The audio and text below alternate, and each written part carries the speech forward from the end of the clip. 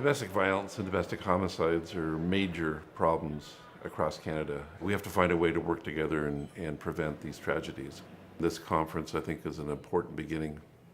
We have 450 people doing research, people on the front lines, doctors, nurses, police officers, anti-violence workers, and it's going to take collective action. It's going to take a lot of collaboration to have an impact. The origins of focus of this conference stem from almost a decade of work, people from across the country, coast to coast to coast. We want to identify protocols and strategies to reduce risk, to share this knowledge with, and more importantly, learn from the wider community that interacts with victims, perpetrators, and their families on a regular basis. We have identified 4 vulnerable marginalized populations, so that's Indigenous populations, rural, remote, and northern populations, children exposed to domestic violence, and immigrant and refugee women. The ultimate goal is to reduce domestic homicides. What I will share with you today is a first-hand account of my life, my experiences as an Indigenous woman, a survivor of the Indian residential school system, survivor of rape and sexual abuse, domestic abuse, and a survivor of cultural genocide and colonialism. I'm a survivor. I wish I were not. Bonjour à vous tous. Avant toute chose, je suis la maman de ces 2 magnifiques petits garçons. Mon témoignage raconte, entre autres, mes 8 longues années d'enfer dans la violence conjugale. This is my dear and sweet mama, Sonia. Mama was 28 when she came to London with 3 young daughters and an abusive husband. My baby sister, Ada Elaine Brown, was born on October 11th, 1959, in Cassiar, BC. Before she died, she'd been to the doctor 3 days in a row, sick, lonely, beaten, scared. She was beaten many times by her partner, who preyed upon her, and if he is still alive today, is doing that to another woman. She told the doctor she was beat up downtown. She was given Tylenol 3s and sent home. Dès mes premières rencontres avec l'intervenante sociale et mon avocat, j'ai eu le sentiment que mes appréhensions et mes cris de détresse n'étaient pas assez pris au sérieux, ce qui a permis à une plus grande latitude à mon agresseur. My father was soon diagnosed with clinical depression with some paranoia. He wouldn't allow Mama to work and controlled our spending and lives. We started to isolate ourselves. We would turn the home phone ringer off to silent, and we would hope no one would randomly stop by. Vient le jour où mes craintes furent confirmées. Cette violence s'est soldée par l'assassinat de mes 2 petits garçons, le 2 juillet 1996. In April 2012, when my sister and I returned home from our friends, it was too late. Mama was by the door, stabbed 25 times, and bled out to death. She was murdered by my father after 29 years of oppression and abuse. The response from the RCMP was that she died of natural causes. No autopsy, no investigation at that point. I asked, how does one know that she died of natural causes at the age of 41, especially when she has visible bruising, lacerations, new bruises upon old bruises? 21 ans s'est écoulé depuis la mort de mes 2 petits garçons. Ma bataille contre la violence conjugale et les drames familiaux m'a permis de rencontrer et de discuter avec plusieurs victimes. Chacune d'elles a eu le sentiment de ne pas avoir été crue et comprise. Malgré l'énonciation de ces fortes appréhensions, aucune mesure sérieuse, proportionnelle à la gravité de la situation, n'a été prise. I wonder, would my sister still be alive if a social worker referred her? If someone referred her to counseling, if a police officer was called by the doctor, if her partner was questioned. One of the reasons we have to collaborate is all the different agencies that are involved. In an Ontario study looking at children killed in the context of domestic violence, on average, there was 9 different agencies involved with the family. So you had teachers, you had court systems and child protection, you had anti-violence agencies. Everybody had a piece of the puzzle. Victims have substantial contact with systems, but those systems had very little collaboration, communication, coordination of their activities. You got to communicate first, and then you have to be willing to cooperate, and then it's about figuring out how you can collaborate, recognizing that everybody holds a little piece of the information, and it's only when you put together those pieces of information that you get the whole picture about what is happening, which then increases the likelihood that a death can be prevented. Coroner's inquests and inquiries across Canada over and over have resulted in recommendation after recommendation about the need for a coordinated cross-sector response to domestic violence. In BC, we put in place something called interagency case assessment teams to be able to provide information sharing at a level that we historically had never seen before. I'm convinced that the more engaged the system is, not just the police, but the various parties that participate, child protection, bail supervisors, Crown, that you can reduce the risk. With the Family Violence Project, there are a number of agencies that are all located under one roof. So when a victim of violence comes in, it's not that back and forth trying to connect with somebody through email or wait for that telephone call. A case can be sort of dealt with at one time. You have communities sitting down, establishing the information sharing protocols, and working together to make victims safe. Unfortunately, in many cases, all the organizations and agencies have done everything the protocol would tell them about risk assessment, risk management, but then tragedies happen. And we need to acknowledge that there is two conflicting concepts of protection and safety. So many women who are coming from a collectivist background, we fail to protect them. I'm talking specifically about those women who are isolated. And we know many, many cases. We've heard too many horror stories of women who have been in the process of immigration, who weren't provided with a temporary residency permit, who were deported when they themselves were the victim. I conducted focus groups in 6 languages with immigrant women in Toronto. The women in my studies told us again and again that they personally knew other women who had gone to service providers and were subsequently deported back to their countries of origin. What crime did these women do? They came forward to ask for help to deal with domestic violence. These women's rights have been violated time and time again, yet we often focus on culture blaming. We're still caught up in an old way of thinking which creates an unacceptable chance that courts may increase rather than address the risk of harm or death to women and children, leading to unjust outcomes. With such high stakes, we cannot yet again postpone to another day dealing with these pressing issues. The time for action is now. One of the first cases that I had a chance to review at the Death Review Committee, we had a survivor woman whose daughter had been killed by her ex-partner. She told our committee a story. She said, I went to the second floor of the courthouse that dealt with criminal cases. There was a police officer who was a domestic violence specialist. There was a Crown attorney who was a domestic violence specialist. I got referred to victim services working with the Crown. I had a safety plan. I had a whole wraparound services around me.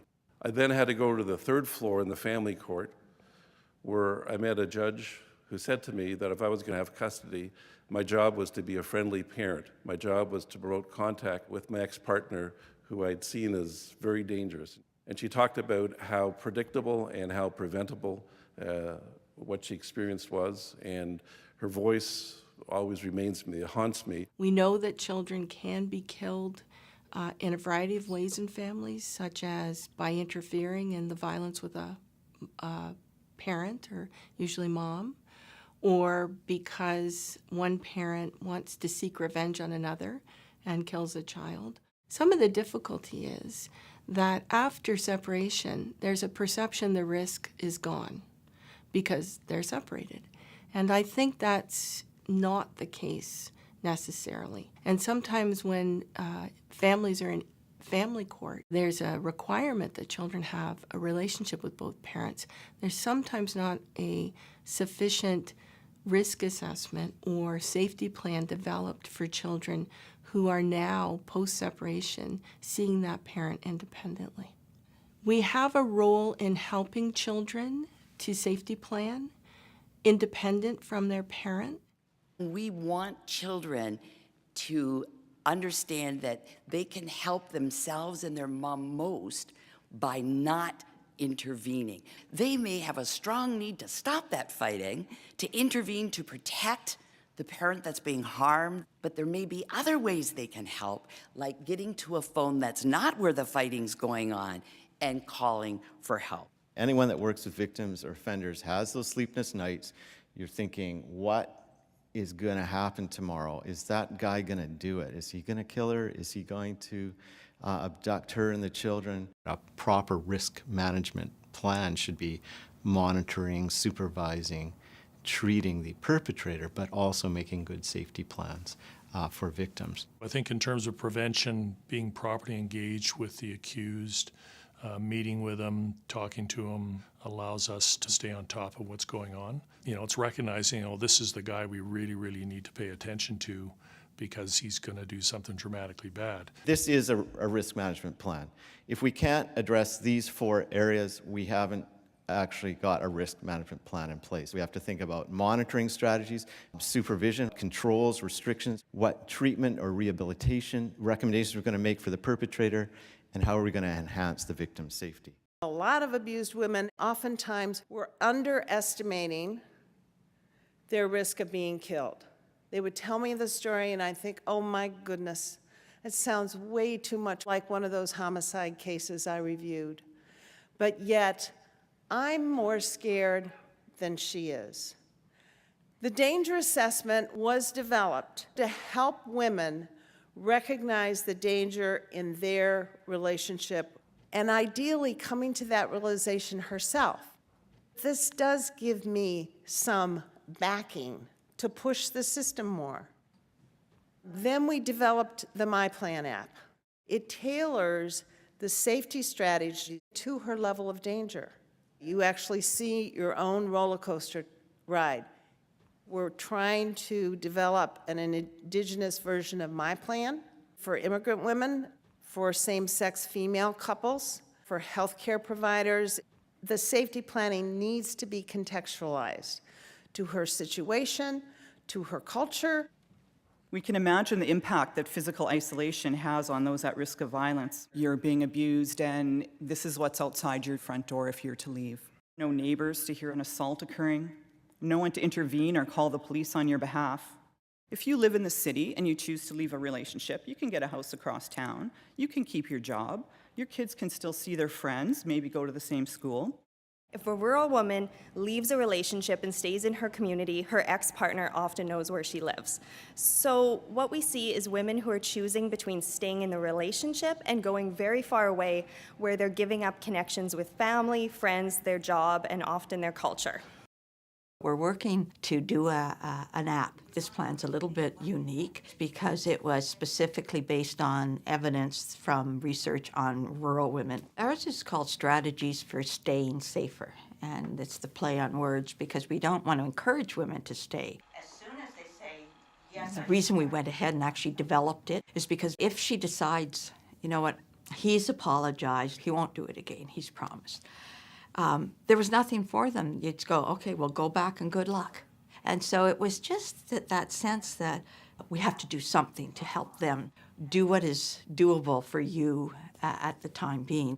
So safety planning is an extraordinarily important component that hasn't got as much attention as risk assessment and risk management. And we're trying to put more emphasis on that because the research out there actually says that if something breaks down in the risk assessment and there's no safety plan in place, then it's more likely that that person will be in danger. You may think that you know that he wouldn't harm the kids or he wouldn't really kill you or he wouldn't do that. The research suggests otherwise. So I think with the safety plan, the bridge between the risk assessment and the safety planning is knowing the limitations of risk assessment. If we're really going to move the ball forward in protecting women and children from men's violence, part of that is that we have to start working with men. It's very well known that the process of migration, unemployment, the precariousness they experience in Canada are some of the very well associated risk factors. You know, and here's an individual who possibly now can't see his kids, so he sees Family and Children's Services, you know, he can't go home, he has no contact with his wife, he may lose his job. When you look at somebody who is very angry and has nobody and nothing to help them process this, what do they have to lose, right? So how does that lower the risk to the safety of this woman? I am stunned. Keeping him safer, less isolated, giving him services, helping him find housing, all of those things are going to create safety for everybody. So just starting to see how. I use the metaphor often of, you know, you're at a park, there's a river flowing by, and you see children and babies in the river, and they're drowning, and people are pulling the babies out. And then someone finally gets the bright idea to say, well, why don't we go upstream and see who's throwing the babies in? So I'm thinking way upstream. And I'm thinking a lot about those children who grow up to become parents, who grow up to become victims, who grow up to become perpetrators of violence. And so we just want to stop that intergenerational transmission of risk. What really has affected the lives of Indigenous people across Canada, whether you be Métis, First Nations, or Inuit, are the Indian residential schools that existed for 100 years. Up to 50,000 children were forcibly taken from their families. They were forced to go in these institutions where there was multiple types of abuses that were committed toward them. This has affected each generation. I was one of those kids. At 5 years old, I went into the residential school, and that was my first experience with violence against children. We have been made disposable.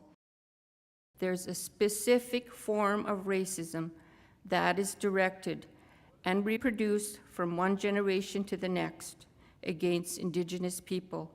I've heard many people talk about, well, violence is just in, quote, their culture. Violence is not rooted in any culture. It's really about patriarchy. We engaged men who, by any sort of static risk assessment, were very at high risk to reoffend against their partners. And what we wanted to do is do something different with those men, to think about how can we talk to them about their risk? How can we inform them about it? How can we then work with them to reduce some of those risk factors so that they wouldn't reoffend against their partner? I love the idea of a wraparound men's service. And it turns out that in the men we worked with, none of them actually knew that. Nobody had sat them down and said, listen, because of your offense history, because of the severity of your offense, because of these other factors, you're deemed at moderate to high risk to reoffend against your partner.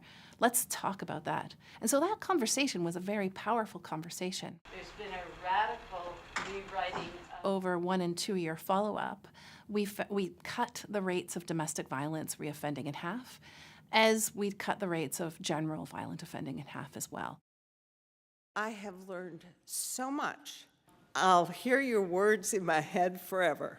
And I cried a lot this morning.